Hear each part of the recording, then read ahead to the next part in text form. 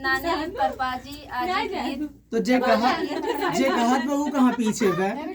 अरे जे कहत बहू कहाँ नानी पीछे बे। परपाजी के जमाने के गीत आइए सुनते हैं और सपोर्ट करिएगा, ढेर सारा प्यार आशीर्वाद दीजिएगा। चाहे भले नानी में देखे रही हूँ नानी देखे हैं, हमारे नानी देखे हैं। अरे नानी देखे अच्छा भाई हमारे नानी आप जाके मरी हैं। नहीं हमारा नानी है ना, हमारे नानी मरी गई। चला बहन।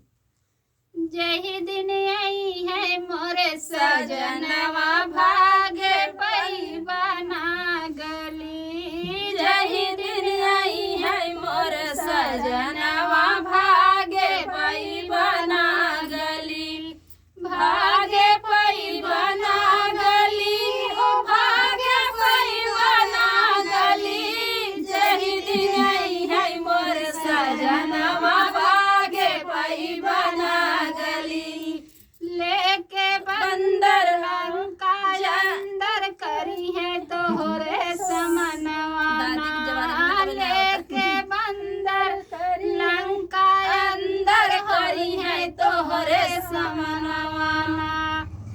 दसों दिशा का घेर लेही है सुनार बेईमानवा परी है गाड़े में परनवा भागे पैबना गली। परी है गाड़े में परनवा भागे पैबना गली।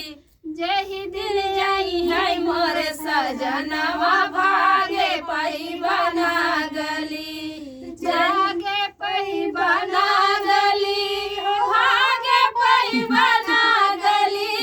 जही दिन आई है मोर सजनवा भागे पैबना गली। चोरी से तू हरी ले लाया के पे किहा घुमनवाना। चोरी से तू हरी ले लाहो के पे किहा घुमनवाना।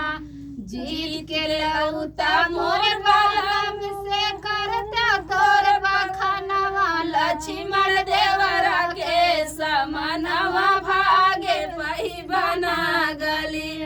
लक्ष्मण देवरा के समनवा भागे पैबना गली। जही दिन आई है मोर सजनवा भागे पैबना गली।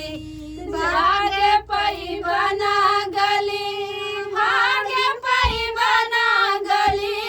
जही दिन आई है मोर सजनवा भागे पैबना गली। जही दिन आई है मोर सजनवा भागे पैबना गली। जा बाहरी ढंगे देख ली। वो देख परिवार सहित सब सुर धाम सजलिया हो।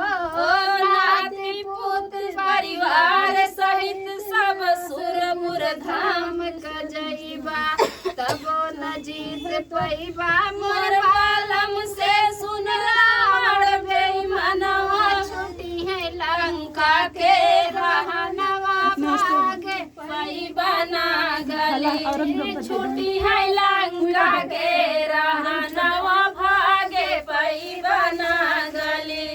जही दिन आई है मोर सजनवा भागे पैबना गली। जही दिन आई है मोर सजनवा भागे पैबना गली।